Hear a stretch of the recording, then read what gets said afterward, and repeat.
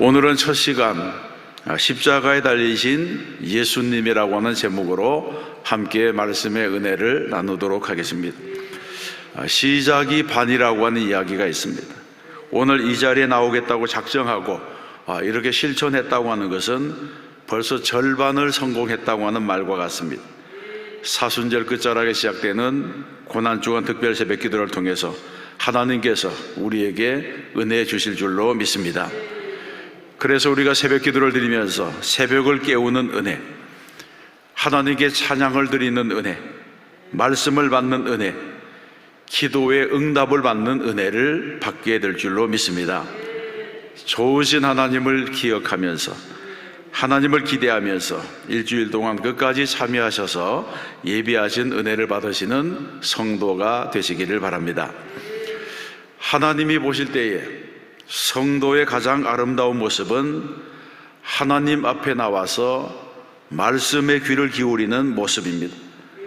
하나님의 말씀에 귀를 기울이고 하나님의 말씀을 순종하는 것을 하나님께서 좋아하십니다. 그래서 신명기서에 보게 되면 여호와께서 백성을 사랑하시나니 모든 성도가 그의 수중에 있으며 주의 발 아래에 앉아서 주의 말씀을 받는도다, 이렇게 말씀합니다. 그래서 하나님의 말씀에 귀를 기울이는 백성을 사랑하신다고 하는 것입니다. 또 사무엘 선지자는 말하기를 여호와께서 번제와 다른 제사를 그의 목소리를 청종하는 것을 좋아하심 같이 좋아하시겠나이까. 순종이 제사보다 낫고 듣는 것이 수양의 기름보다 나으니 하시면서 하나님의 말씀에 불순종하는 것은 우상을 섬기는 것, 우상에게 절하는 죄와도 같다, 이렇게 말씀했습니다. 말씀을 듣는 것, 그 말씀에 순종하는 것이 중요하다고 강조했습니다. 왜 하나님께서는 우리가 하나님의 말씀에 귀를 기울이는 것을 좋아하시는 것입니까? 그것은 하나님의 말씀 안에 하나님의 마음이 드러나 있기 때문에 그렇습니다. 그래서 우리는 성경을 보면 볼수록, 말씀을 들으면 들을수록 하나님은 사랑이시라, 이 사실을 알게 되고 깨닫게 됩니다. 그래서 성경을 읽어보게 되면 성경은 하나님의 사랑의 이야기인 것을 알게 됩니다. 이스라엘을 사랑하신 하나님, 니느웨를 사랑하신 하나님, 돌아온 탕자를 사랑하신 하나님의 모습이 성경 곳곳에 기록되어 있습니다. 그리고 성경에는 하나님의 오래 참으심이 나타나 있습니다.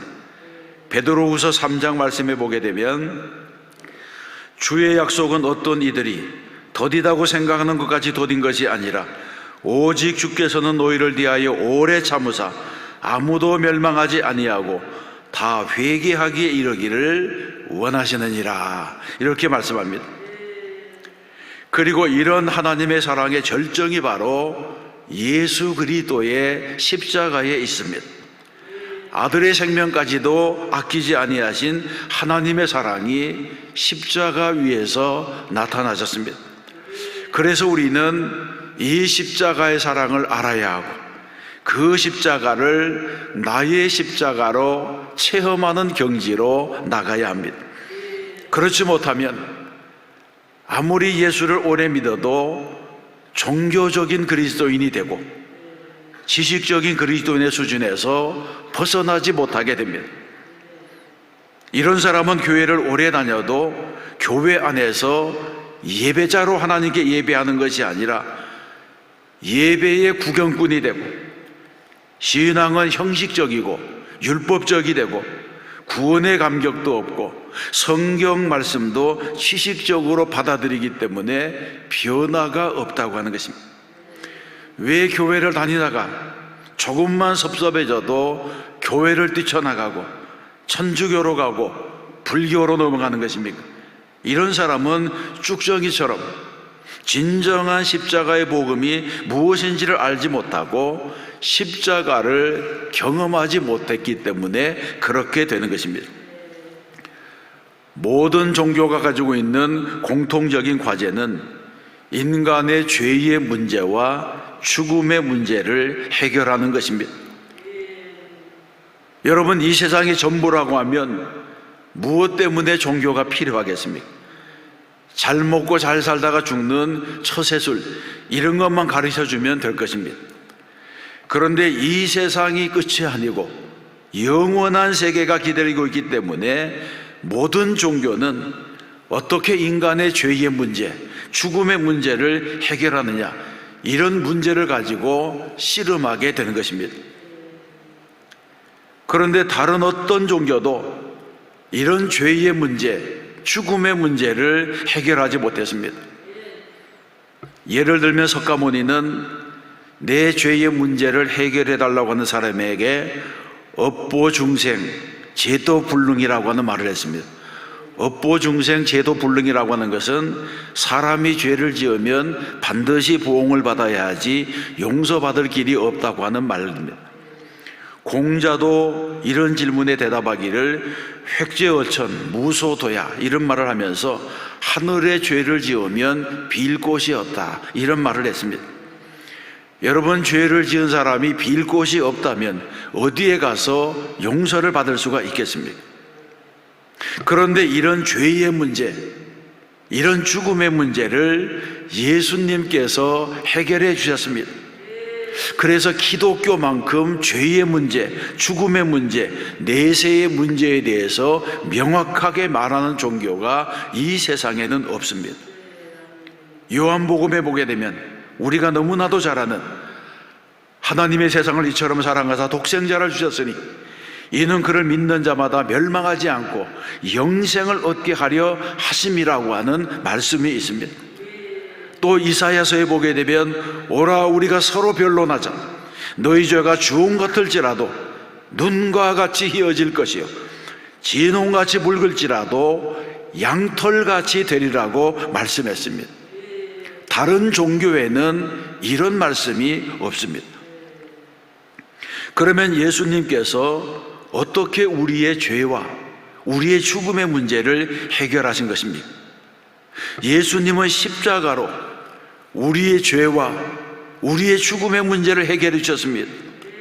예수님은 죄의 문제, 죽음의 문제, 이 세상의 문제를 가지고 나온 사람들에게 무엇라고 말씀합니까? 중풍병자를 고쳐주실 때는 작은 자야 안심하라, 내 죄 사함을 받았느니라고 했습니다.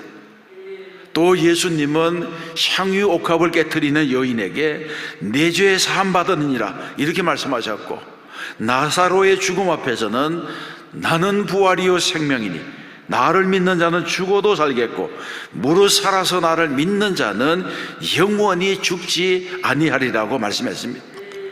그 밖에도 수많은 곳에 서서 예수님께서는 죄와 죽음의 문제를 말씀하시면서 그 문제를 해결하셨다고 말씀하고 있습니다. 그러면 예수님은 이 문제를 어떻게 해결하신 것입니까? 예수님은 십자가와 보혈의 능력으로 해결하셨습니다. 예수님은 죄가 없으신 분이지만 우리 죄를 대신하여 돌아가셨습니다. 예수님의 생명을 우리의 생명과 바꾸신 것입니다. 예수님께서 유월절에 어린 양이 되셔서 십자가 위에서 속죄의 피를 흘리셨습니다. 이 피 때문에 하나님께서는 전에 지은 죄를 간과하심으로 우리에게 천국의 문을 열어주셨습니다. 믿으시면 아멘 하겠습니다. 우리는 이 은혜를 생각할 때마다 얼마나 감사한지 모릅니다. 그러면 예수님의 피가 어떻게 우리의 죄를 씻어주신 것입니까? 구약에 보게 되면 육체의 생명은 피에 있습니다. 생명이 피에 있으므로 피가 죄를 속하느니라고 했습니다. 또 죄의 싹은 사망이라고 말씀했습니다. 그렇기 때문에 죄를 지은 사람은 자기의 생명으로 죄값을 지불해야 했습니다. 그런데 하나님께서는 죄를 지은 자가 회개하면 용서받을 수 있는 길을 열어주셨습니다. 이것이 바로 피의 제사입니다. 구약에서는 나의 죄를 대신해서 속죄의 제물을 하나님께 드림으로 용서받게 했습니다. 나를 대신해서 제물이 죽는 것입니다. 이런 속죄의 제사가 구약에서는 끊임없이 반복되었습니다. 그런데 예수님께서 오셔서 이런 불완전한 제사를 끝내버리시고 새로운 속죄의 길을 열어주셨습니다. 성경에서는 이것을 가리켜서 그리스도께서 장래 좋은 일의 대제사장으로 오사 염소와 송아지의 피로 하지 아니하고 오직 자기 피로 영원한 속죄를 이루사 단번에 성소에 들어가셨느니라고 했습니다. 하나님의 아들이신 예수님께서 죄 없으신 몸으로 속죄의 제물이 되셔서 모든 인류의 죄를 지고 단번에 성소에 들어가심으로 이제 다시는 양이나 소를 잡을 필요가 없는 완전한 제물이 되셨다고 말씀하는 것입니다. 그래서 세례 요한은 예수님을 보고 보라, 세상 죄를 지고 가는 하나님의 어린 양이로다, 이렇게 말하게 된 것입니다. 본래 유월절의 어린 양은 이스라엘 백성들이 출애굽을 하기 전날 밤 사망의 신이 애굽을 덮을 때 어린 양을 잡아서 그 피를 문설주와 임방에 발라서 죽음을 면했던 일에서 시작이 되었습니다. 출애굽기에 보게 되면 내가 애굽 땅을 칠 때에 그 피가 너희가 사는 집에 있어서 너희를 위하여 표적이 될지라 내가 피를 볼 때에 너희를 넘어가리니 재앙이 너희에게 내려 멸하지 아니하리라고 말씀했습니다. 이 말씀처럼 문설주와 임방에 발린 피를 보면 하나님께서 넘어가시겠다고 하셨다는 것입니다. 그래서 유월절이라고 하는 것은 넘어가다고 하는 뜻이 있습니다. 히브리어로는 페사흐라고 하고 영어로는 패스오버라고 합니다. 피 때문에 죽음이 넘어가고 피 때문에 죽음이 비껴갔다고 하는 것입니다. 그래서 하나님께서 애굽 사람들의 모든 초태생을 죽이는 그날 밤에 애굽 사람들에게는 사망의 신으로 역사했지만 어린 양의 피를 문 임방과 문설주와 임방에 바른 이스라엘 백성들에게는 하나님이 생명의 신이 되셔서 그냥 넘어가셨습니다. 이것이 바로 이스라엘 백성들이 받은 속죄의 은혜요, 구속의 은혜요, 구원의 은총인 것입니다. 이 속죄의 은총이 예수 그리스도의 십자가를 통해서 우리에게 임하게 된 줄로 믿습니다. 그래서 예수님께서 십자가에서 흘리신 보배로운 피로 말미암아 우리는 하나님의 자녀가 되고 언약의 백성이 되었습니다. 얼마나 감사하고 놀라운 일입니까? 그래서 우리는 보혈의 능력과 십자가의 은혜에 감사하고 찬양하는 삶을 살아야 됩니다. 하나님께서 자기 아들의 생명과 나의 생명을 바꾸셨기 때문에 그렇습니다. 사랑하는 성도 여러분, 본문 51절에 보게 되면 예수님께서 십자가에서 숨을 거두실 때에 이에 성소 휘장이 위로부터 아래까지 찢어졌다, 이렇게 말씀하고 있습니다. 예수님께서 십자가 위에서 속죄의 피를 흘리고 죽으시고 모든 죄값을 지불하자 지성소와 성소를 가로막고 있는 휘장이 둘로 찢어졌다고 하는 것입니다. 본래 휘장은 12마리 말 12마리가 양쪽에서 잡아다녀도 찢어지지 아니하는 것이었고, 언약궤가 있고 속죄소가 있는 지성소는 대제사장만이 들어갈 수가 있었습니다. 그런데 예수님께서 마지막 유월절 어린 양이 되셔서 십자가에서 피 흘리고 돌아가시자 그 휘장이 찢어지면서 이제부터는 누구든지 예수의 피로 하나님 앞에 나갈 수가 있게 된 것입니다.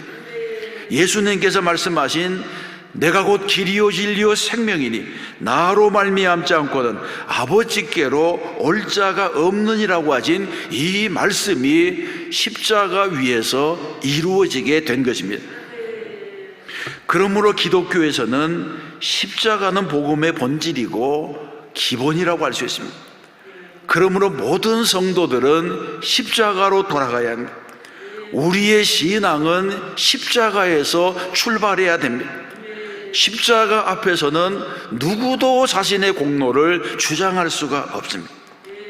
예수님께서 십자가를 지시면서 당하신 채찍질과 모욕, 머리에 쓰신 가시관, 양손과 양발에 못이 박히시고 옆구리에 창이 찔리셔서 물과 피를 다 쏟으신 그 고통을 생각한다면 모두가 내 탓입니다. 내 죄로 인해서 주님이 돌아가셨습니다. 내 죄로 인하여 주님이 십자가를 지셨습니다. 이런 신앙 고백을 할 수밖에 없게 되는 것입니다. 우리는 이 고난주간을 보내면서 주님의 십자가를 깊이 묵상하며 하나님의 사랑에 감사하고 죄사함의 은혜에 감사하고 날마다 구원의 감격을 누리며 살아가야 할 줄로 믿습니다. 그래서 고난주간을 통하여 십자가를 경험하고 십자가를 사랑하고 십자가를 자랑하는 성도가 되어야 할 줄로 믿습니다. 이 고난주간을 통해서, 예배를 통해서, 말씀을 통해서, 기도를 통해서 하나님이 우리를 새롭게 해 주실 줄로 믿습니다. 또 하루를 살아갈 때에 십자가의 보혈의 능력에 의지하여 승리하는 저와 여러분 되시기를 주님의 이름으로 축원합니다.